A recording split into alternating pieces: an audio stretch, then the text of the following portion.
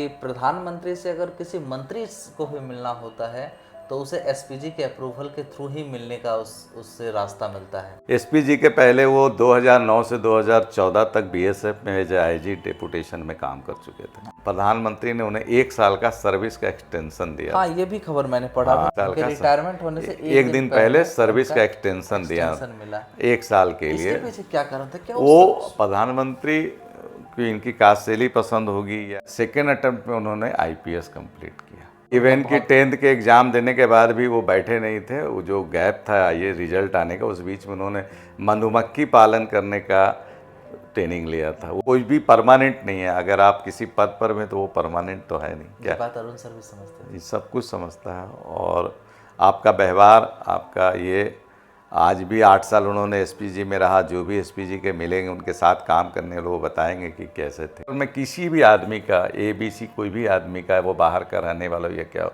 अगर उसका एक्सीडेंट होता है तो उसको तुरंत किसी भी हॉस्पिटल में जाके उसकी 10,000 तक की इलाज इंश्योरेंस कंपनी कवर करती थी। मैं प्रधानमंत्री से 3 बार मिल चुका हूँ। माँ इस बात की गहराई को समझते थे कि उनके बेटे पर कितनी बड़ी जिम्मेदारी। नॉन मैट्रिक थी। नॉन मैट्रिक थी। हाँ। तो सच में समझ पाते थे कि कितनी बड़ी ये नहीं, जिम्मेदारी वो हो सकती तो है वो एक्चुअल में वो तो पुलिस आर्मी की पत्नी रही। हाँ, तो वो तो फोर्स को शुरू से जान रही थी। यह बात है 1967 की। कांग्रेस की एक महिला नेत्री उड़ीसा की एक जनसभा को संबोधित कर रही थी और संबोधन के दौरान ही उन पर पत्थर बरसते हैं। महिला नेत्री घायल होती है, उसकी नाकों से खून बहना शुरू होता है और वो महिला नेत्री कोई और नहीं, हमारे देश की प्रधानमंत्री, पूर्व प्रधानमंत्री इंदिरा गांधी जी थी। वही इंदिरा गांधी जिन पर 1984 में उनके अंगरक्षकों ने गोलियां बरसाई और उन्हें शहीदी दी। उसके बाद 1985-86 के दौरान भारत में प्रधानमंत्री की सुरक्षा को लेकर एक स्पेशल टास्क फोर्स का निर्माण होता है जिसका नाम है एसपीजी। एसपीजी की सुरक्षा प्रधानमंत्री, पूर्व प्रधानमंत्री एवं गांधी परिवार के लिए होती है और उसके बाद उसमें बहुत से बदलाव आते हैं। एसपीजी का नाम सुनते ही हमारे दिमाग, हमारे जहन में कुछ ऐसे पुलिस फोर्स आते हैं जिनके काम करने का तरीका अलहदा होता है, जो अलग तरीके से काम करते हैं और वो हम सब वर्ग को बहुत फैसिनेट करता है।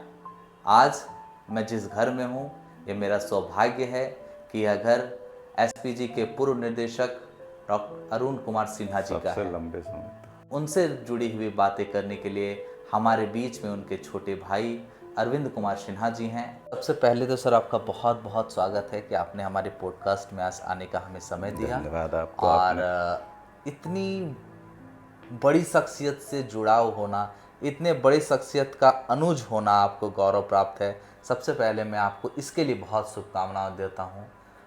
हम समझते हैं कि हम जिस पृष्ठभूमि से आते हैं, झारखंड, बिहार, उत्तर प्रदेश, ये जो पूरी पृष्ठभूमि है, उस पृष्ठभूमि में किसी दरोगे का भाई होना बहुत बड़ी गर्व की बात है।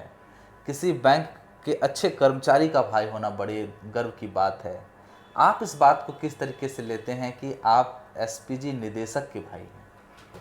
नहीं, ये कोई गर्व की बात तो है कि मैं उनका भाई हूँ, लेकिन आदमी को हमेशा एक संयमित रहना चाहिए और अपने ये को लो प्रोफाइल मेंटेन करना चाहिए।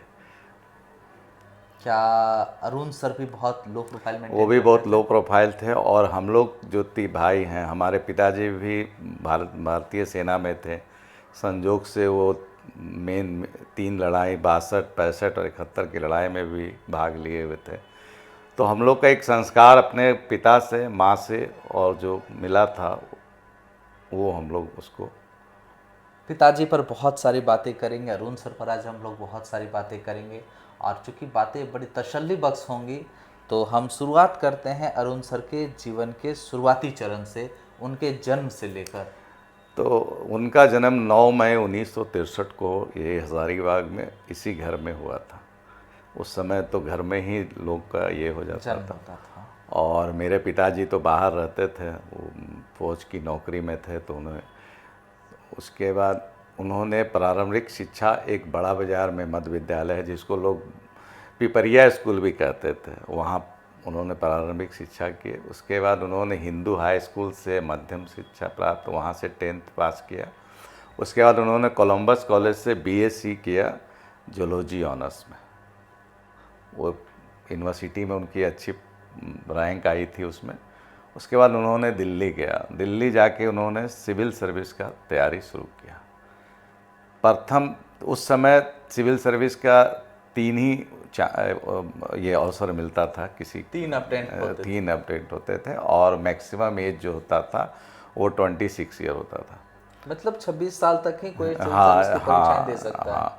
तो भैया ने पहला अटेम्प्ट दिया, पहला अटेम्प्ट में उन्होंने रिटर्न दिया, भी पास किया, इंटरव्यू दिया, इंटरव्यू में उनकी फाइनली रिजल्ट नहीं आई। पहले अटेम्प्ट में। सेकेंड अटेम्प्ट में उन्होंने आईपीएस कंप्लीट किया 1987 में। फिर उन्होंने थर्ड अटेम्प्ट भी दिया जिसमें उनकी रैंक तो ऊपर हुई लेकिन उन्हें आईएएस नहीं मिल पाया। आईपीएस। हाँ, फिर उन्होंने आईपीएस ज्वाइन किया और आईपीएस की training national police academy Hyderabad में उन्होंने, वहाँ से ट्रेनिंग करने के बाद उनकी कैडर जो थे केरला कैडर उनको आवंटित हुआ और केरला 1989 से वो केरला कैडर में। तो केरला कैडर में जो उनकी जो ट्रेनिंग डिस्ट्रिक्ट होती है, जो पार्ट ऑफ द ट्रेनिंग होता है, उसमें डिस्ट्रिक्ट में 6 महीना ट्रेनिंग, तो उसमें अल्लप्पी डिस्ट्रिक्ट में वो ट्रेनिंग की है। अल्लप्पी। हाँ। उसके बाद उन्होंने वहाँ पर ये मनंतवाड़ी, वायनाड डिस्ट्रिक्ट में मनंतवाड़ी एक जगह है, वहाँ का एसडीपीओ रहा, एएसपी जिसको कहते हैं, 2 साल वहाँ काम किया। उसके बाद उन्होंने उसी डिस्ट्रिक्ट का एसपी का चार्ज लिया। फिर उन्होंने मालापुरम स्पेशल फोर्स का कमांडेंट रहे, फिर वो मालापुरम के एसपी भी बने। फिर उन्होंने त्रिवेंद्रम का पुलिस कमिश्नर बना, जो उनकी वहाँ पर उन्होंने बहुत काम किया पुलिस में सुधार के लिए। उन्होंने ट्रैफिक सिस्टम में सुधार के लिए, उन्होंने क्या बोलते हैं पुलिस मॉडर्नाइजेशन में, पुलिस का वेबसाइट ये बहुत बड़ी बात थी उनके लिए कि पुलिस का जो वेबसाइट सबसे पहले उन्होंने ही केरला पुलिस के लिए बनाया। इन पर हम लोग आएंगे सर एक समय पे, क्योंकि यह बातचीत बहुत तसल्ली बख्श होनी है। एक सीध में अगर बातचीत चली जाएगी तो लोग जोड़ नहीं पाएंगे। आपने एक बात कहा कि वो सैफ टेकी थे, जो हमने पढ़ा कि वो बहुत तकनीकी रूप से उनके अंदर बहुत ज़्यादा कौशलता थी और बहुत इंटरेस्ट था तकनीक में। जिस दौर की यह बातचीत है वो दौर 1980 के आसपास का है। नहीं, उन्होंने 2000 की बात की है। अच्छा, 2000 की बात है। हाँ, 2000। भारत में तकनीक उस समय बिल्कुल नौनिहाल स्थिति में था। भारत में तकनीक बस उस समय आ ही रहा था। उस दौर में एक आईपीएस के द्वारा ये सोचना कि हम तकनीक का इस्तेमाल कर पुलिस फोर्स को बहुत आगे ले जाएंगे, ये क्या उनके बचपन के ही व्यक्तित्व में आप सबको दिखता था? इनोवेटिव थे शुरू से, इवन की 10th के एग्ज़ाम देने के बाद भी वो बैठे नहीं थे। वो जो गैप था ये रिजल्ट आने का, उस बीच में उन्होंने मधुमक्खी पालन करने का ट्रेनिंग लिया था। वो भी मासी पीढ़ी यहाँ से 10-12 किलोमीटर दूर है, साइकिल से जाते थे, दिन भर ट्रेनिंग करके आते थे। उसका भी उन्होंने ट्रेनिंग लिया था। मैंने वो हमेशा कुछ बैठते नहीं थे, कुछ ना कुछ करते ही रहते। सीखने में उनकी सीखने की अच्छी थी। और पुलिस में तो उन्होंने केरला पुलिस में बहुत सारे ऐसे इनोवेटिव किए जो माने लैंडमार्क रिमार्केबल रहे, जैसे crime stopper call system, city information से, हाँ 10999 जो नंबर था वो बहुत इफेक्टिव था। बाद में बॉम्बे पुलिस और ये सब पुलिस उसको में उसको ये किया गया, जो मैंने एकदम। फिर एक मॉडल पुलिस स्टेशन जो एकदम उनका बहुत बड़ा कॉन्सेप्ट था, जिसके लिए मैंने वो पुलिस का एक छवि को चेंज करना चाहते थे कि जैसे कि लोग पुलिस के पास जाने में घबराए नहीं, पुलिस के साथ फ्रेंडली रहे। पुलिस की एक ऐसी छवि रहती थी जिस छवि के अनुसार पुलिस वही सुनना चाहता है जो मतलब उसके दिमाग में चल रहा होता है। सबसे बड़ी बात उन्होंने एक शुरू की थी जो आज तक भारत सरकार भी उस पर विचार करे, लेकिन वो था त्रिवेंद्रम एक भारत का ऐसा शहर बना था जिसमें सभी लोग इंश्योर्ड हुए करते थे। मैं तो अगर आप देंगे तो मैं 2 मिनट में से बता सकता हूँ। बिल्कुल सर, आप उसमें उन्होंने क्या किया था कि त्रिवेंद्रम सिटी के जो उनका जुडिक्शन का, उसके अंडर में किसी भी आदमी का ABC कोई भी आदमी का, वो बाहर का रहने वाला या क्या हो, अगर उसका एक्सीडेंट होता है तो उसको तुरंत किसी भी हॉस्पिटल में जाके उसकी 10,000 तक की इलाज इंश्योरेंस कंपनी कवर करती थी, जो एक बहुत बड़ी बात। उस समय 10,000 बहुत बड़ी रकम होती थी। तब आईपीएस थे वो वहाँ? हाँ, वहाँ कमिश्नर और पुलिस त्रिवेंद्रम हुआ करता। कमिश्नर ये सारी चीज़ें सोच रहे थे। और वो उसके बेनिफिट ये हुए कि अभी आपने निर्भया कांड में देखा होगा कि कांड महापालीपुर में हुआ और सफदरजंग में उनको लाया गया था। क्यों लाया गया, तो उसमें एक चर्चा हुई थी बहुत जोरों से कि क्यों उतनी दूर लिया गया है, जबकि अगल बगल में बहुत सारे प्राइवेट बड़े बड़े हॉस्पिटल थे। तो वहाँ प्रॉब्लम होता है कि पैसा कौन देगा, उनकी इलाज की पैसा कौन कौन खर्च करेगा। उसी चीज़ को भैया ने हटाने के लिए एक कॉन्सेप्ट लाया था जो कि मेडिकल का 10,000 तक का उस समय का एक्सपेंस वो इंश्योरेंस कंपनी से उनका टाइप था और वो इंश्योरेंस कंपनी पे करती थी। तो एसपी साहब ने टाइप करा था। हाँ, कमिश्नर पुलिस थे। और इसमें उन्होंने देखिए ये केवल एक आपका सोच हो सकता है, लेकिन सपोर्ट तो सभी का इसमें। देखिए ट्रैफिक जो है वो केवल पुलिस की काम नहीं है, ट्रैफिक म्युनिसिपल का भी काम है, लोकल डिस्ट्रिक्ट एडमिनिस्ट्रेशन का भी काम है, सभी का कोऑर्डिनेशन से होता है। और केरला वगैरह में क्या है कि एनआरआई वगैरह भी बहुत एक्टिव रहते हैं, जो केरला से वापस वो केरला के लिए सोचते हैं। तो वो लोग अगर वेल विशर भी रहते हैं तो उन लोग से भी अगर आप अच्छा लाइजनिंग रखिएगा तो वो इंश्योरेंस कंपनी से बात करके, जो एक इंश्योरेंस कंपनी अपना एसेस करके एक प्रीमियम ले लेता है। आज जैसे आयुष्मान योजना आपकी चल रही है ना, किसी भी आदमी को 5 लाख तक का उसी टाइप का, तो ये तो इंश्योरेंस कंपनी तो कोई ना कोई तो गवर्नमेंट के साथ उसका एग्रीमेंट होगा ना, उसके अगेंस्ट में गवर्नमेंट से उन्होंने कुछ तो प्रीमियम लेता ही होगा। उसी कॉन्सेप्ट पर उन्होंने काम किया था कि जो भी एक्सीडेंट होगा उसकी कवरेज 10,000 तक की मेडिकल कवरेज थी। कोई भी ऑटो वाला, कोई भी आदमी उसको उठा के नियर बाय हॉस्पिटल में पहुंचाएगा, उसे रोका नहीं जाएगा, उसकी केवल आइडेंटिटी कोई ले ली जाएगी, कोई भी आइडेंटिफिकेशन उसको छोड़ दिया जाएगा। इसलिए कि बाद में अगर पुलिस की ज़रूरत होगी तो वो कांटेक्ट करेगा। जिस तरीके का प्रोफाइल अरुण सर के जीवन में बाद में जुड़ा और अंत तक वो जिस प्रोफाइल को जिए, वो एसपीजी के निदेशक रहे, सबसे लंबे समय तक रहे, सबसे लंबे समय 8 साल लगभग वो एसपीजी के मैंने डायरेक्टर रहे। हम समझते हैं कि एसपीजी को लेकर इस देश में एक अलग ही फैसिनेशन होता है, चाहे वो एसपीजी का कमांडो हो, चाहे वो ब्लैक कमांडो हो। मतलब हमने फिल्मों में देखा है एसपीजी को, हमने और जगहों पर सुना है एनएसजी को। हम जेड+ सिक्योरिटी को लेकर बहुत फैसिनेटेड होते हैं जिनको ये मिलता है। और एक एसपीजी डायरेक्टर होना, मुझे लगता है कि वो उस श्रेष्ठ बिंदु पर बैठा व्यक्ति होता है जो ये निर्धारित करता है कि सब कुछ कैसे ऑपरेट होगा, सब कुछ कैसे चलेगा, कौन आएगा, कौन नहीं आएगा, कौन इस विभाग में एंट्री होगी, किसकी नहीं होगी। इन सारी चीज़ों को करने के लिए उस व्यक्ति का एक जो व्यक्तित्व होता है वो आम इंसानों से अलग होना चाहिए। तो सर का व्यक्तित्व कैसा था? सर कैसे थे? शांत थे मन से? सर मन से शांत थे और अपने कार्य के प्रति बहुत डेडिकेटेड रहते थे। जब पढ़ते थे तब भी एक अच्छे स्टूडेंट थे, उनकी एकेडमी भी बहुत अच्छी रही throughout. Matric first division, 11th 12th first division, graduation में तो अच्छा था ही। तो वो हमारे अपने काम के प्रति बहुत ज़्यादा ये रहते थे और कुछ नया करने के लिए हमेशा। एसपीजी में भी उन्होंने आया तो बहुत सारे नया। एसपीजी के पहले वो 2009 से 2014 तक बीएसएफ में एज आईजी डेपुटेशन में काम कर चुके थे, गुजरात फ्रंटियर में। गुजरात फ्रंटियर पूरे भारत के बीएसएफ के 13 फ्रंटियर में सबसे बड़ी फ्रंटियर और बहुत प्रेस्टिजियस माना जाता है। उस पर बात करेंगे क्योंकि मुझे लगता है जितना महत्वपूर्ण उनका एसपीजी हेड के रूप में उनका जीवन था, उतना ही महत्वपूर्ण बीएसएफ का वो फ्रंट था जिसमें हरामी नाला का जिक्र है, जिसमें क्रिक क्रोकोडाइल टीम उन्होंने जो मार्कोस के सपोर्ट से मतलब इतने। हम लोग जब हमारी टीम जब रिसर्च कर रही थी सर पर, तो पूरी टीम इतनी फैसिनेट हो गई खबर को देखते हुए कि ये कैसा व्यक्ति हमारे बीच में रहा और हम आज तक नहीं जान पाए कि सर हमारे अपने हैं। आपको बताते हुए खुशी हो रही है सर, हमें ये बोलते हुए खुशी हो रही है कि अब हम अपना परिचय इस बात से देते हैं। पहले एक वक्त था जब हम ये परिचय देते थे कि हम झारखंड से हैं, रांची से हैं, महेंद्र सिंह धोनी के यहाँ से हैं। अब हम अपना परिचय जब देते हैं तो हम अपने परिचय में ये जोड़ते हैं कि हम झारखंड से हैं, हम हजारीबाग से हैं और हम उस जगह से हैं जहाँ हमारे देश के एसपीजी प्रमुख रहते थे। और ये हमें बहुत अंदर तक बहुत आनंद देता है।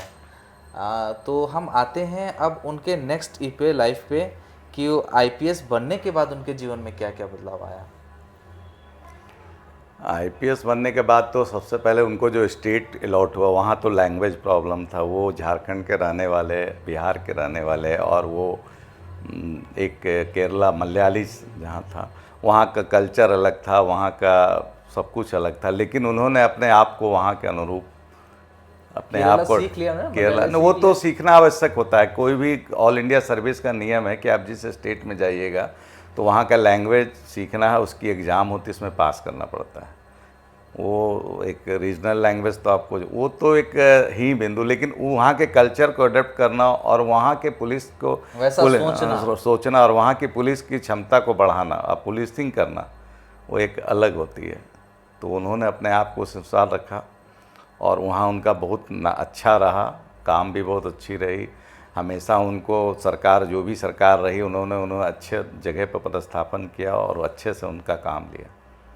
एक फैक्ट जो हम जानते हैं सर, आप करेक्ट करेंगे हम कितना सही जानते हैं कितना गलत इस बात को, कि प्रधानमंत्री से अगर किसी मंत्री को भी मिलना होता है तो उसे एसपीजी के अप्रूवल के थ्रू ही मिलने का उससे रास्ता मिलता है। नहीं, एसपीजी अप्रूवल नहीं देते हैं। एसपीजी उनका प्रधानमंत्री का एक अलग टीम है, उनका सेक्रेटरी वगैरह जो रहते हैं, लेकिन उसके बाद जो भी अप्रूवल होता है वो एसपीजी के पास चला आता है कि कौन आदमी या जो प्रधानमंत्री से मिलेगा, कब मिलेगा, कितने बजे, सबका टाइम अलॉटेड आता है। उस अनुसार फिर एसपीजी उस पर वर्कआउट करते हैं कि कैसे उनको ये किया जाए, मैनेज किया जाए। एसपीजी निर्देशक उसे देखते हैं। हाँ, देखते हैं, उसको वर्कआउट करते हैं उनका टीम। अप्रूवल तो प्रधानमंत्री का ऑफिस से होता है ना, प्रधानमंत्री का जो, हाँ, पीएमओ ऑफिस से अप्रूवल हो गया। हाँ। लेकिन अगर एसपीजी का निर्देशक ये चाहे कि नहीं, फला व्यक्ति नहीं मिल सकता प्रधानमंत्री नहीं, से, उनका कुछ अपना विंग है, मान लीजिए कुछ उनको इनपुट मिला कि नहीं, कुछ याद ऐसा है, इनपुट अगर उन्हें हाँ, मिलता उनके है यहाँ मिल गया तो उन्होंने फिर तो वो उसे वो रोक सकते सकते हैं। उनके उनके लिए पास वो पावर है कि वो रोक सकते हैं कि नहीं, अभी हम कुछ देर के बाद हमें संदेहास्पद स्थिति लग रहा है। संदेहात्मक है, वो कर सकते हैं। लेकिन अप्रूवल तो प्राइम मिनिस्टर ऑफिस से ही होता है। अब होता है कि उसकी कैपेबिलिटी क्या है, ये है, वो तो फिर अलग विंग है, उसके लिए भी तो बहुत सारा विंग। वही खबर मैं देख रहा था न्यूज़पेपर में, जब हमने सोचा कि हम आपसे मिलेंगे तो हमने उस पर बहुत सारे रिसर्च करने के काम किया। और उस रिसर्च के दौरान हमें एक आर्टिकल मिला, जिस आर्टिकल में लिखा था कि एसपीजी ही मतलब जो फाइनल ये होता है, वो फाइनल डोर जो है वही पीएम तक खोलने का, वो वही एसपीजी है। मतलब एसपीजी का तो रोल ऐसा है ना कि सुबह पीएम साहब का आँख खुलता होगा तो एसपीजी को, सोने जाते होंगे तब तक एसपीजी को ही देखते हैं, वो मैंने अपने आसपास ही देखते हैं। क्या है कि वो उनका सबसे नियरर डियरर होता है। और प्रधानमंत्री की सुरक्षा में एक चूक ने हमने इंदिरा गांधी को खो दिया। उनके अंगरक्षक ने उन पर गोलियां बरसा दी। एसपीजी उन पर गोलियां नहीं बरसाएगा, ये कैसे तय हुआ? ये कैसे? ये तो एसपीजी की जब सिलेक्शन होती है उस समय भी उसकी थोरोली कैरेक्टर की ये हो जाती है, असेसमेंट होती होगी, बहुत सारा आईबी है, आरएडब्ल्यू है। उसके बाद एसपीजी इवेंट की छुट्टी में अगर वो घर भी आते हैं तो उनको लोकल थाने से कंटेक्ट करना पड़ता है। लोकल थाने को, लोकल एडमिनिस्ट्रेशन को खबर रहती कि ये एसपीजी का बंदा यहाँ आया हुआ है छुट्टी में, तो वो वॉच में रहता है, कहे कि सर्विलांस में हमेशा रहता है। वो घर पर क्या कर रहा है, किससे मिल रहा है, कहाँ जा रहा है, सब उसकी सर्वाइलेंस। तो वो अब क्या होता है कि राज्य में तो राज्य की अपनी एक सर्वाइलेंस सिस्टम है, एक केंद्र के भी रिप्रेजेंटेटिव जिसको आईबी बोलते हैं, इंटेलिजेंस ब्यूरो, उसके भी लोग रहते हैं ना, हर जगह रहते हैं, तो वो भी अपना ये करते रहते हैं। मतलब हम ये कह सकते हैं कि 100 नहीं 1000% ये सुनिश्चित होता है कि एसपीजी प्रधानमंत्री का आँख है, एसपीजी ही प्रधानमंत्री की कान है, एसपीजी ही प्रधानमंत्री की नाक है। वो उनके ही थ्रू, वो उनका गेटवे है, वहीं से वो सारी चीज़ें खुलेंगी, वहीं से वो बंद होंगी। हाँ, ये तो है। आईजी के तौर, बीएसएफ आईजी थे ना सर?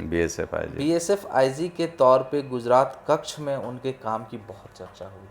मैं जब आर्टिकल्स देख रहा था सर से जुड़े हुए, तो मुझे बहुत तेरे आर्टिकल्स ऐसे मिले जिसमें क्रीक क्रोकोडाइल का जिक्र है, जिसमें एक जगह का जिक्र है हरामी नाला, जिसे पाकिस्तान का हेवन कहा जाता था, कि भारत में इन्फिल्ट्रेशन जो होता था पाकिस्तान उसी का, के द्वारा, उसी रास्ते से होता था। और वो इंडियन पुलिस के लिए, इंडियन सिक्योरिटीज़ के लिए इनएसेसिबल था वो जगह, जहाँ जा नहीं पा सकते थे। उसे एसेसेबल बनाया सर ने।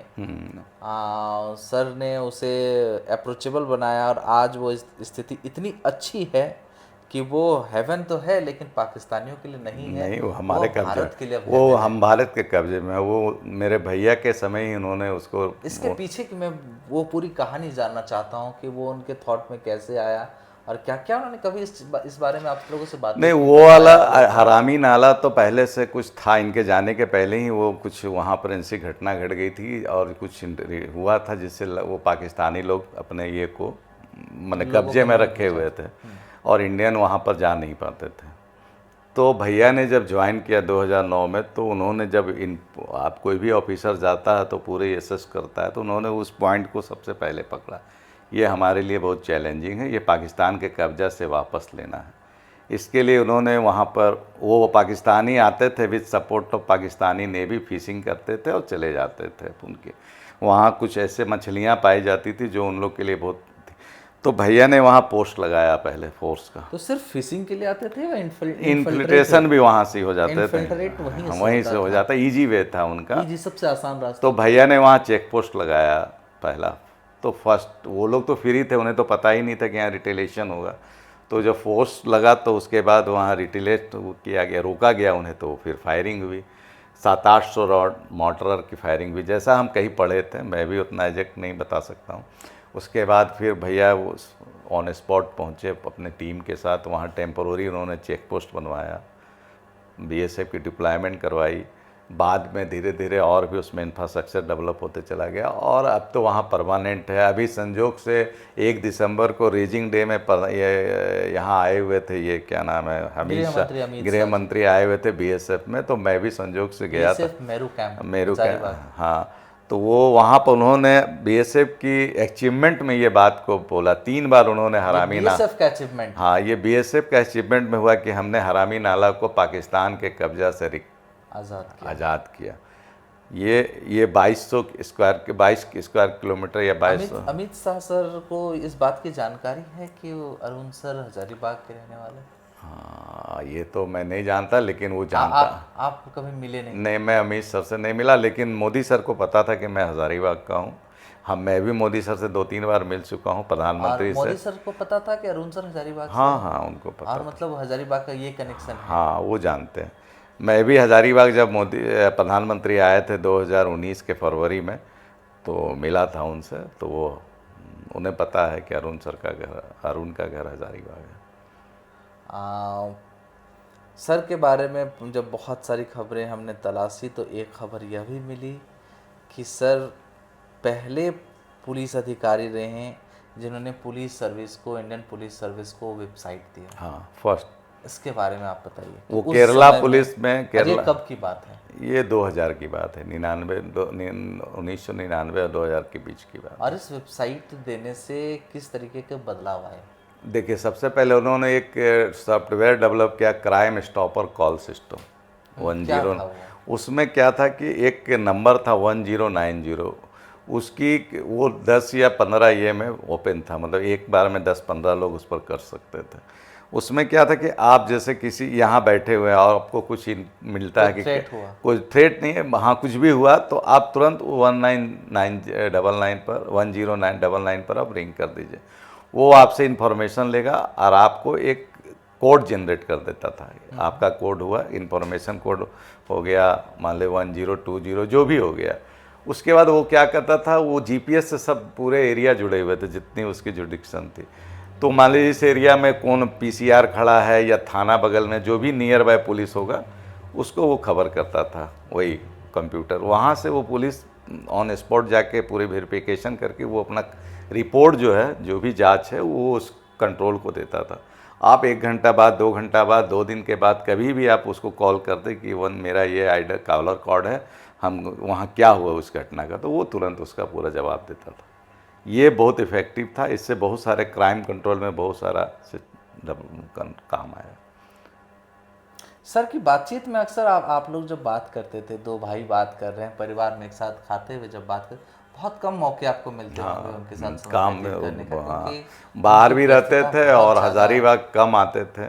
बहुत व्यस्तता बहुत ज़्यादा रहती होगी, हम समझते हैं। लेकिन जब भी बातचीत होती थी तो क्या ये प्रोफेशनल बातचीत ज़्यादा होती थी या व्यक्तिगत बातचीत में उन्हें क्या बातचीत होती थी उनसे जुड़ी हुई, क्या बोलते थे अक्सर? देखिए वो हज़ारीबाग आते थे तो हज़ारीबाग से उनको बहुत लगाव था, कभी बर्रा क्या बात दुकान, करते कभी थे चाय हजारीबाग के दुकान। बारे में? हज़ारीबाग के बारे में उनको बहुत हमेशा कंसस रहता था, हज़ारीबाग में क्या हो रहा है आजकल। आजकल एक नेट का बेनिफिट ये था कि वो डेली अपडेट रहते थे, वो हज़ारीबाग का पेपर पढ़ लेते थे जहाँ भी रहते थे। हजारीबाग का पेपर हाँ, पढ़ते और थे? उनको सब चीज़ का आइडिया रहता था। उनको हज़ारीबाग के बारे में पूरी जानकारी रहती थी, कि क्या हो रहा क्या है, हो रहा है, छोटी छोटी घटना पर भी उनकी नज़र रहती थी। कौन और कभी विधायक कभी बन वो, रहे हैं, कौन सांसद हाँ, बन रहे कौन हैं। सांसद है, और कभी कभी वो हमसे भी, उससे भी फ़ोन करके पूछते थे कि क्या हो रहा है, ये क्या है, ये कौन है वो। फ्रीक्वेंटली बातचीत होती थी हाँ, आप लोगों फ्रिक्वेंटली बातचीत फ्रिक्वेंटली होती थी और कोई उसमें दिक्कत नहीं था। और संजो मेरे को बहुत मानते थे। मैं इसी के चलते उनके बहुत सारे लोगों से मिला हूँ, उनके मित्र से। मैंने बोला मैं प्रधानमंत्री से 3 बार मिल चुका हूँ भैया। इवन कि मेरी तबीयत खराब हुई थी, मैं एम्स में भर्ती भी हुआ था, तो प्रधानमंत्री को किसी ने बताया होगा या क्या, तो भैया से पूछ भी रहे थे कि तुम्हारे छोटे भाई को क्या हुआ है। उनकी याद बहुत है ना, ये प्रधानमंत्री की यादाश्त बहुत मजबूत है। वो एक बार नरेंद्र के, मोदी जी। हाँ, उनके एक बार किसी से मिल लेते हैं तो वो फिर भूलते हाँ, नहीं। इस पर आएंगे हम कि नरेंद्र मोदी जी ने उन्हें जो हम समझ पाए, नरेंद्र मोदी जी ने उन्हें सामने से अपना एसपीजी में आने का निमंत्रण दिया था, और वो क्या हुआ था, कैसे हुआ था। अब हम थोड़ा सा बैकड्रॉप में जाते हैं सर, और माताजी पिताजी के बारे में बात करते हैं कि कैसे थे आपके पिता, आपको क्या पिताजी याद है? तो हम लोग आर्मी में थे तो बहुत अर्ली, हम उस समय किस 9 पोस्ट में थे आर्मी में? आर्मी में कांस्टेबल से गए थे और हेड कांस्टेबल से रिटायर किए थे। हेड कांस्टेबल रिटायर हुए थे। कौन कौन सी लड़ाइयाँ उन्होंने लड़ी? 1962 की लड़ाई में थे, 1965 की लड़ाई में थे, 1971 की लड़ाई में थे। तो क्या उनका छाप था उन सर में? वही व्यक्तित्व दोनों ईमानदारी, का एक जैसा? व्यक्तित्व का, ईमानदारी का, डेडिकेशन का व्यक्तित्व एक जैसा था? एक जैसा था दोनों का। माता घरेलू थी? माता घरेलू थी, बहुत सीधी थी। बहुत सीधी माँ थी। पिताजी का देहांत कब हुआ सर? 1980 में। पिताजी का देहांत 1980 में ही हो गया? हाँ, उस उन्होंने समय सर को उन उगते उस हुए नहीं समय देखा उस समय अरुण भैया 11 क्लास में थे। जब पिताजी का देहांत हो गया। हाँ, तो पिताजी ने अपने रेप्लिका को इतना ऊंचा होते हुए नहीं देखा। नहीं देख पाए। आप लोगों को दुख है इस बात का? बहुत बहुत बड़ी बात, उनका छत्र छाया रहने से ये खुशी 4 गुनी हो जाती। हाँ। फिर लेकिन कभी हम लोग संयुक्त परिवार में थे तो परिवार का बहुत सहयोग रहा, चाचा का बहुत सहयोग एक रहा। हेड कांस्टेबल के बेटे के कंधे पर प्रधानमंत्री की सुरक्षा की जिम्मेदारी सबसे ज्यादा समय तक रहती है। ये उस हेड कांस्टेबल के लिए कितने गर्व की बात होती है अगर उन्होंने अपनी आंखों से देख लिया था। खैर, माता पिता कहीं नहीं जाते हैं, हमारे आसपास ही होते हैं, आशीर्वाद बनकर रहते हैं। उन्होंने कहीं ना कहीं से दिव्य रूप में देखा ही होगा कि क्या हो रहा है, क्या नहीं हो रहा है। हाँ, तो अरुण सर अक्सर पिताजी को याद करते थे? एकदम। बहुत उनके लाडले रहे होंगे। बड़े बेटे थे। बड़े बेटे थे।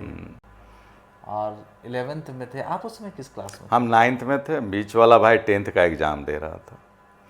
अच्छा, एक एक क्लास का आप एक लोगों एक में क्लास gap की, रहा। और सिस्टर थोड़ी छोटी थी, 6 में थी। सिस्टर छोटी थी। आप लोग 3 भाई 1 बहन। बहन है।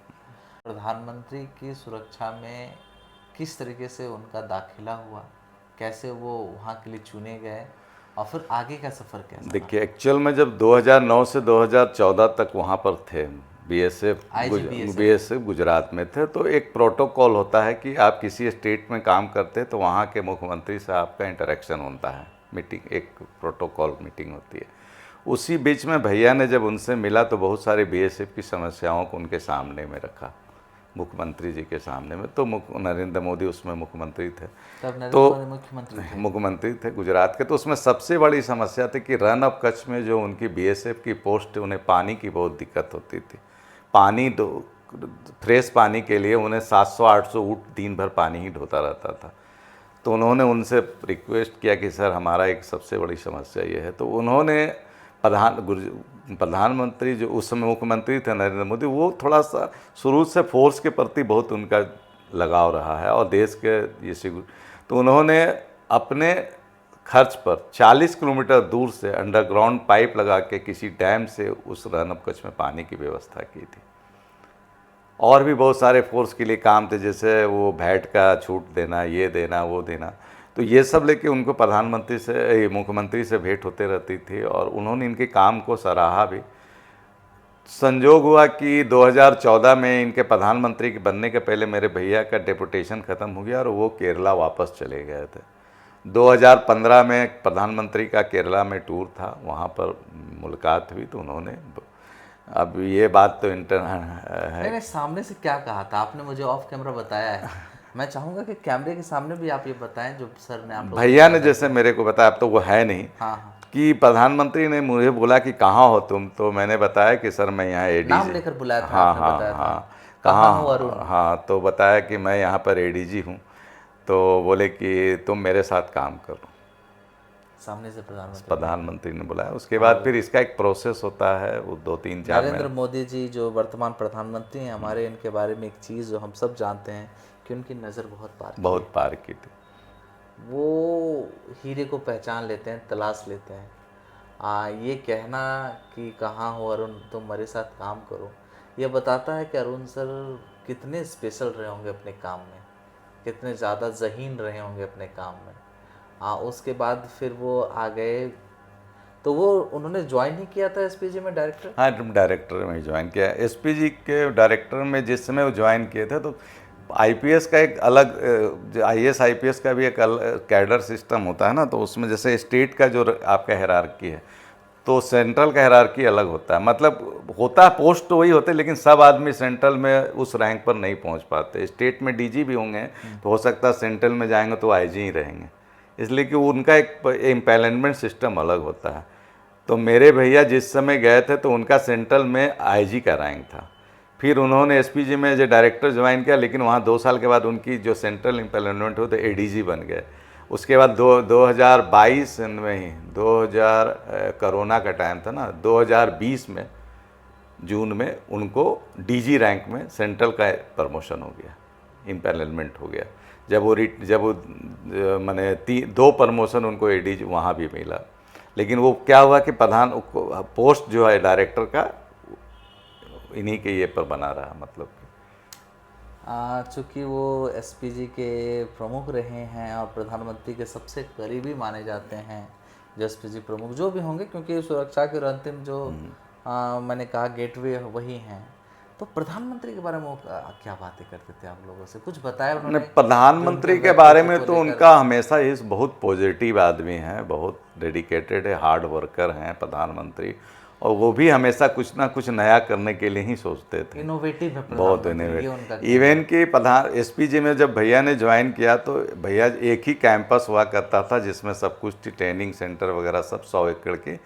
भैया ने इन्हीं से के समय में इनसे एक नई ज़मीन ली उसी कैंपस के सामने, पहले ही से अलाउड था लेकिन उस पर कोई वर्कआउट नहीं हुआ था। भैया ने इन्हीं प्रधानमंत्री से उस ज़मीन का भूमि पूजन करवाया, इन्हीं प्रधानमंत्री से उन्होंने उस पूरे कॉम्प्लेक्स का उद्घाटन भी करवाया। मैंने ये पहला बार ऐसा संजोग हुआ कि आज तक एसपीजी कॉम्प्लेक्स में कोई प्रधानमंत्री नहीं गए थे, लेकिन मेरे भैया के कार्यकाल में 3 बार प्रधानमंत्री एसपीजी के कॉम्प्लेक्स में गए, एसपीजी के कर्मियों से मिले, उनकी दुख दर्द को सुने, उनकी समस्याओं को नहीं। तो ये बहुत बड़ी बात थी, आज तक कोई प्रधानमंत्री एसपीजी कॉम्प्लेक्स में नहीं गया था जहाँ एसपीजी की मेन ट्रेनिंग वगैरह होती है। अब हम लोग एसपीजी के ट्रेनिंग पार्ट में आएंगे।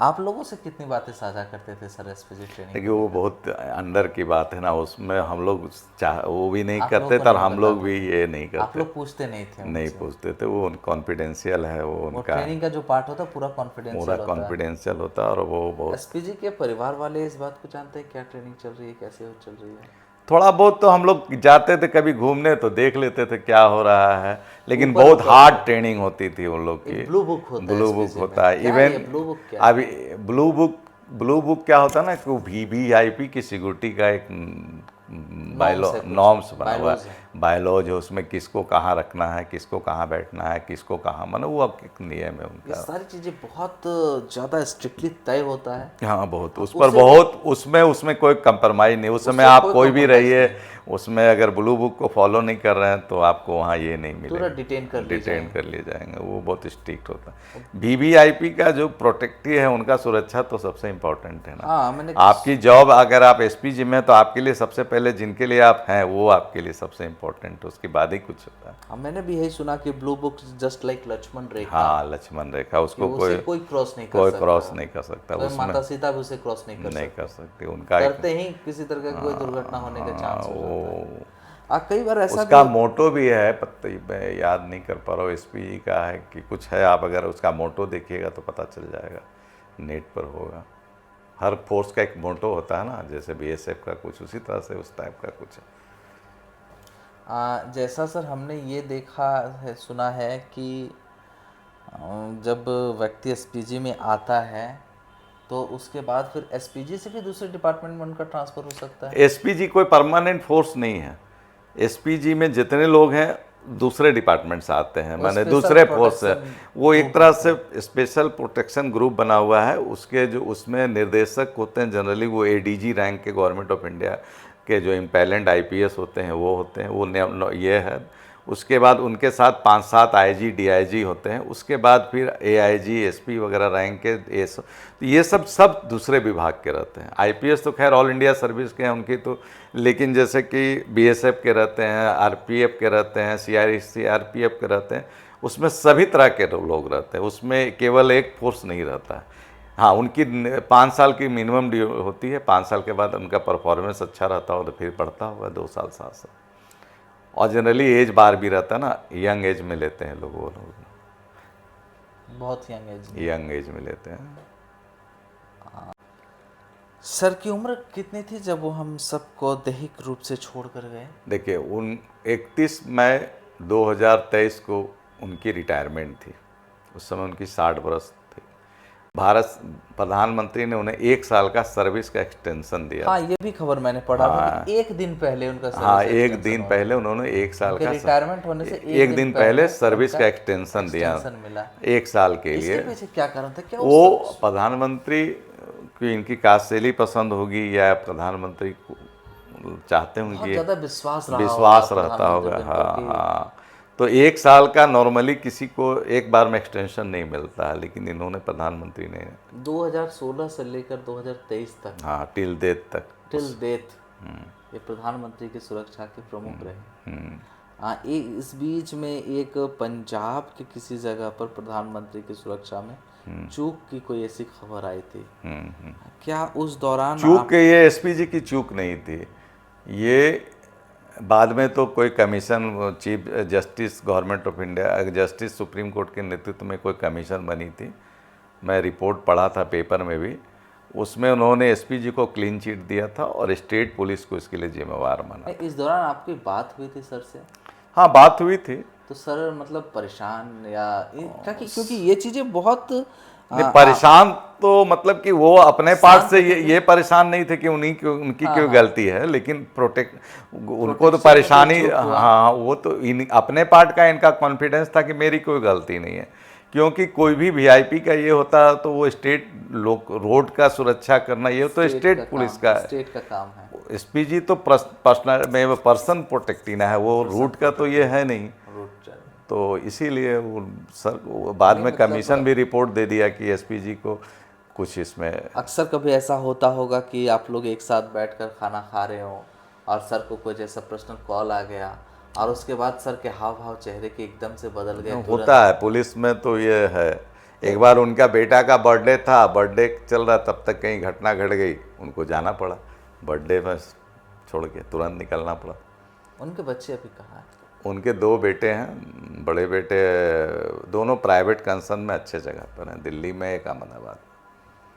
तो परिवार की दखल मतलब बहुत ज़्यादा एक्सपोज होना, उनका फैमिली एक्सपोजिशन, कभी कोई ऐसा परेशानी का कारण बनने वाला था? ऐसा कुछ नहीं, ऐसा कुछ नहीं था कि एसपीजी प्रमुख के बच्चे हैं, इन्हें टारगेट किया जा सकता है, ऐसा इनके थ्रू एसपीजी को ब्लैकमेल किया जा सकता है? नहीं, ऐसा तो अभी तक नहीं हुआ है।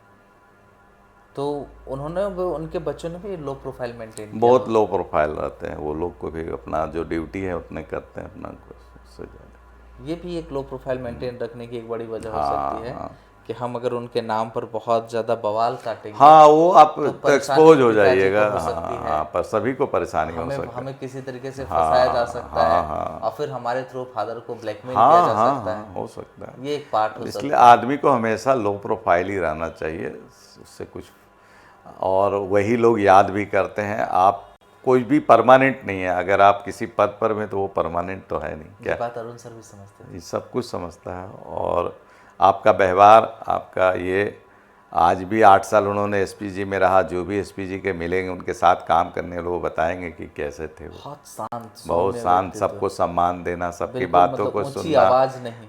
किसी को बोलना नहीं, कोई ये नहीं करना। और उतने बड़े पद को संभालना ही अपने आप में कितनी बड़ी बात हो सकती है, ये हम सब समझते हैं। और सबसे बड़ा चीज़ है कि उन्होंने 2020 तक तो राहुल गांधी, सोनिया गांधी, प्रियंका गांधी, देवगौड़ा सर, सबका तो उन्होंने सुरक्षा, सबके 20 के बाद ही फिर उन्होंने लोग सबकी ये 20 तक सबकी सुरक्षा में एसपीजी लगा करते थे। सबके एसपीजी थे, सबको इनको नेतृत्व करना पड़ता था। एसपीजी टास्क में आज के डेट पे कितने पुलिस फोर्स होंगे? अभी हमको लगता है कि 5,000 के अंदर होंगे। 5,000। और मैं उनका बजट देख रहा था 2023-24 के जो बजट था उसमें 446.82 करोड़ के आसपास का बजट था, और आज जो बजट है वो 506 करोड़ का बजट है इस वर्ष का। इतना बड़ा बजट मुख्य रूप से उनके ट्रेनिंग पे खर्च होता है ट्रेनिंग पर खर्च होता है, और उनकी सैलरी पे जाता है। सैलरी है, और भी बहुत सारे खर्च है। आर्टिलरी वगैरह बहुत, आर्टिलरी, आर्म्स, एमिनेशन, ये वो हमेशा तो आपको अपडेट रहना है, तो टेक्नोलॉजी भी तो नया चाहिए, टेक्नोलॉजी बिल्कुल, है ना। वो चील सा उनमें तेजी होता है। एसपीजी के जो सुरक्षा कमांडो गाइज होते हैं, कमांडो के लोग होते हैं, वो एक ब्रीफ केस टाइप का एक कुछ कैरी करते हैं अपने उसके साथ। मेरे को आइडिया नहीं है। उस ब्रीफ केस में ऐसा क्या है? नहीं, मेरे को आइडिया नहीं है, हम कभी पूछे भी नहीं। क्यों झूठ बोले। हाँ, और कुछ सर के बारे में बताइए, उनका देहांत कैसे हुआ? उनको पैनक्रियाज में प्रॉब्लम हुआ था, जिसका ऑपरेशन हुआ था, और उसके बाद फिर वो कैंसराइट में डेवलप कर गया। कहाँ ऑपरेशन हुआ? वेदांता, वो दिल्ली का जो मेन है, नोएडा? नोएडा नहीं, गुड़गांव में गुड़गांव में जो, गुड़गांव में डेथ भी उनका वहीं हुआ। आ, 6 सितंबर 2023। इसकी सूचना प्रधानमंत्री जी को तुरंत दे दी? प्रधानमंत्री जी अपडेट थे ना, वो हॉस्पिटल जब भर्ती हुए थे तब भी वो फ़ोन करते रहते थे उनके बेटे को, एक दिन पहले भी फ़ोन किए थे डेथ के पहले। और मतलब कभी देखने भी गए हों? देखने का तो टाइम मिला नहीं, मतलब कि बहुत जल्दी सबको, लेकिन वो डेली फ़ोन पर एक बार हाल लेते थे। डेली फोन पर बातचीत होती थी, प्रधानमंत्री उनके बेटे से हाँ बातचीत करते थे। हाँ। इतने छोटे शहर से टायर 2 सिटी, तब तो हजारीबाग और भी कुछ नहीं था जब कुछ सर नहीं था, डेवलप कर रहे थे। हजारीबाग एक गांव की तरह था, गांव की तरह था। और उस स्थान तक जाना और वहाँ जाके भी अपने परिवार को यह संदेश देना कि हमेशा लो प्रोफाइल मेंटेन करना, मेरे नाम पे किसी तरीके का कोई हाई ई मत रख लेना, एक्सपेक्टेशन मत रख लेना कि मेरे नाम से तुम्हें बहुत जगह मतलब डायरेक्ट बेनिफिट्स मिल जाएंगे। ये सब बताता है कि उनके संस्कार कितने मजबूत थे। क्या उनके संस्कार के पीछे, चूँकि पिताजी आपके हमेशा फोर्स में रहे और माताजी घर में रही, माताजी ने आप लोगों को बड़ा किया, आपके संयुक्त परिवार में रहे, तो आपकी माताजी और चाचाओं का योगदान है। बहुत बड़ा योगदान है। कैसी थी आपकी माताजी? माताजी बहुत सीधी थी, और हमें उनको लगता कभी है ऐसा लगता था कि उनका बेटा, उनके देहांत कब हुआ? उनका 2020 में हुआ। तो उन्होंने तो सब कुछ देख लिया था, हाँ हाँ, सब कुछ देख, अपने बेटे की सर्वोत्तम ऊंचाई को हाँ भी देख उन्होंने लिया। देख चुका था। और लेकिन तब भी वो वैसी ही गांव हाँ, की कुछ भद्र नहीं, महिला रही, कुछ नहीं, कोई बदलाव नहीं? कोई बदलाव नहीं, उनमें तो कुछ बदलाव ही नहीं था। कुछ बताइए सर, माँ के बारे में कुछ बताइए, क्योंकि माँ मुझे हमारी बहुत सीधी थी, हर कहानी का जो और मुख्य, माँ बहुत, मेरे फादर के डेथ के बाद वो पूरे जिम्मेवारी के साथ हम लोग को अच्छी शिक्षा देने की कोशिश की, और आज उन्हीं का आशीर्वाद है, उन्हीं का ये है कि हम लोग तीनों भाई अब सुखी से हैं, ठीक ठाक हैं, बच्चे लोग भी ठीक ठाक से हैं। कौन सी भाषा बोलती थी आपकी माँ वो गाँव गया की रहने वाली थी तो मगही भाषा कैसे बोल, बोलती थी आपको याद है? खा ले, ही कर ले, यही सब उनका है। और अरुण सर से भी ऐसी ही हाँ भाषा, ऐसे अरुण ही सर है। भी यही भाषा बोलते थे। हाँ माँ से हम लोग सबका एक ही, खैली माँ जो इधर का जो हज़ारीबाग का है, अब तो मिक्स हो गया गया और हज़ारीबाग। हम लोग तो हज़ारीबाग के रहने वाले हैं, तो संजोग से मेरी माँ का जो चाचा थे यहीं पर एसपी ऑफिस में ओएस थे, तो शादी भी माँ की हज़ारीबाग से ही हुई थी। तो किस माँ इस बात की गहराई को समझते थे कि उनके बेटे पर कितनी बड़ी जिम्मेदारी है, समझती तो थी, क्योंकि वो कितनी पढ़ी लिखी लेकिन थी? वो नॉन मैट्रिक थी। नॉन मैट्रिक थे, तो हाँ सच में समझ पाते थे कि कितनी बड़ी ये नहीं, जिम्मेदारी हो वो सकती तो है प्रधानमंत्री की वो सुरक्षा एक्चुअल में। में वो तो पुलिस आर्मी की पत्नी रही, हाँ, तो वो तो फोर्स को शुरू से जान रही थी। फोर्स तो जानते और वो इसीलिए पूजा पाठ वगैरह में खूब लगे रखा है कि अब जिसका पति सेवा की 62, उस समय तो कम्युनिकेशन भी नहीं था ना, है। कम्युनिकेशन नहीं था, कुछ नहीं था, कोई मोबाइल नहीं थी। आप एक चिट्ठी लिखते थे 56 APO, उसके बाद नाम, रैंक, नंबर, वो पहुंच ढूंढते हुए जहाँ भी वहाँ चिट्ठी 10 दिन, 15 दिन, 20 दिन में पहुंचती थी। साल में 2 महीने की छुट्टी होती थी तो पापा आते थे। पिताजी भी चिट्ठियां लिखा करते थे। हाँ चिट्ठी, उस समय चिट्ठी। आपने पढ़ा हाँ हाँ, चिट्ठियां पढ़ी पिताजी का पिताजी हम की लोग भी लिखी? चिट्ठी लिखते थे, हम लोग भी लिखते थे, तो बाद में फिर ये हो गया। अरुण सर से भी चिट्ठियों पे कभी हाँ बातचीत हाँ, वो हुआ? जब दिल्ली में पढ़ते थे तब चिट्ठी लिखते थे, हम लोग भी लिखते थे। सहेज कर रखी हैं आप लोगों हाँ ने चिट्ठियां? चिट्ठी होगा, रखा ही हुआ। इवन के जो IPS बने थे तो उसकी भी सूचना चिट्ठी पर ही आई थी। ऐसे तो हम लोग रिजल्ट देख लिए थे पेपर में, पेपर में आया था। पेपर में हम लोग रोल नंबर मेरे को पता था तो हम देख लिए थे इंटरव्यू के बाद, लेकिन उनकी चिट्ठी तो चिट्ठी आई बाद में। बहुत मध्यम परिवार रहा है। हाँ बहुत, हम लोग लोअर मिडिल क्लास जिसको बोलते लोअर मिडिल क्लास से आप ये सफ़र शुरू हुआ था। हैं। बहुत संघर्षपूर्ण जीवन उनका भी रहा। उस समय दिल्ली में रहना, खर्च, ये वो सब कुछ, उस समय यह तय कर लेना कि इस लोअर और मिडिल, आपके एक जस्ट सिंपल BSc लड़का और वो एक जाके सिविल सर्विस जैसा बड़ा ये तय कर लेना उस समय कि एक सिंपल और बहुत लोअर मिडिल क्लास उसमें फैमिली का उनके लड़का। शिक्षक वगैरह का बहुत योगदान रहा। खासकर रजुद्दीन सर एक हुआ करते थे, जो उनका भी हाल में देहांत हो गया, जूलॉजी के हेड ऑफ डिपार्टमेंट थे, जूलॉजी हेड ऑफ बाद में VC वगैरह भी वो रहे रांची यूनिवर्सिटी में। तो वो उनको, जब वो ISC में पढ़ते थे तो जूलॉजी के पढ़ने के लिए उनके यहाँ जाते थे, लेकिन वो 10-5 दिन में ही उनको पता नहीं उनके दिमाग में क्या आया, बोले अरुण तुम्हारे लिए कोई बैच नहीं है, तुम्हारे लिए कोई फीस नहीं है, तो मेरे जब तक पढ़ो, जब तक जिस बैच में कभी भी आके बैठ सकते हो, कुछ भी तुमको नहीं। तो इस टाइप के उन्हें गुरु बहुत मिले, तो वो भी उनके लिए बहुत मतलब। और अरुण भैया के डेथ के बाद वो इतने मरमरत हो गए थे ना कि वो अभी तो डेथ ही हो गया उनका। वो हमें हाँ, कुछ दिन हमेशा पहले फोन, जब रजीउद्दीन सर का देहांत हुआ तो हाँ, खबरों के माध्यम से हमें भी पता चला, और सौभाग्य से रामगढ़ के से उनका रिश्ता रहा। हाँ, हाँ, और रामगढ़ उसके के कॉलेज के BC थे। VC थे वहाँ पर, तो उनके शोक सभा में मैं भी उपस्थित हुआ था, मैं भी गया था। और उनके पढ़ाए हुए स्टूडेंट्स आज कहाँ कहाँ किस किस पद पे हैं, ये केरला देखकर- में उनके 2 स्टूडेंट IPS थे, एक बलराम उपाध्याय था। तो एक बार सर केरला गए तो बोले कि मेरे को जब 2 बच्चे IPS आके मेरे पैर छुए तो लगा कि मैं कहाँ हूँ। जी, एक बार और रजीउद्दीन सर से मेरी मुलाकात DAV में हुई थी, वो किसी कार्यक्रम में इनवाइटेड थे। अच्छा, अभी उन भाई रजुद्दीन सर की तबीयत खराब थी तो उन्होंने दिल्ली गया था एम्स में इलाज, तो भैया के सामने ही इलाज उनकी शुरू हुई, भैया के सामने ही, मैंने सब कुछ उनके भैया, नॉलेज में था। हाँ नॉलेज में क्या, डेली जाते जाते थे, थे। डेली बैठे रहते थे, देखते थे, उनकी लंबी इलाज चली इतना थी। समय निकालते थे हाँ, सर? वो रजुद्दीन सर से उनको बहुत लिए था, इसीलिए रजुद्दीन सर इतने, उनके डेथ के बाद तो मेरे को 5-6 बार फ़ोन करके पूरे एकदम क्या बोले। सर, इस बातचीत को जितना लंबा किया जा सकता है उतना ही ये बातचीत गहराता जाएगा, और हमें लगता है सुनने की भी एक सीमा है। हाँ, लेकिन हम ये समझते हैं कि हम सच में बहुत भाग्यशाली हैं कि हम सर को इस तरीके से आज जान पाए। हमारे श्रोता बहुत भाग्यशाली होंगे जो इस पॉडकास्ट को सुनेंगे और जानेंगे कि एक छोटे शहर का लड़का जब प्रधानमंत्री की सुरक्षा संभालता है, और उसके बाद उसके परिवार के लोग किस तरीके से एक लो प्रोफाइल को मेंटेन करते हैं, किस तरीके से जीते हैं और एक संदेश देते हैं राष्ट्र को कि आप चाहे जितने भी बड़े पद पे रहें, आप उस पद पर रहते हुए पद की जिम्मेदारी का एहसास रखें, ना कि पद के अहंकार में आकर किसी भी प्रकार से किसी तरीके का चूक होने का अंदेशा होने दें। और हमें इस बात का गर्व है कि उनके रहते हुए अब हमारे प्रधानमंत्री बहुत सुरक्षित रहें।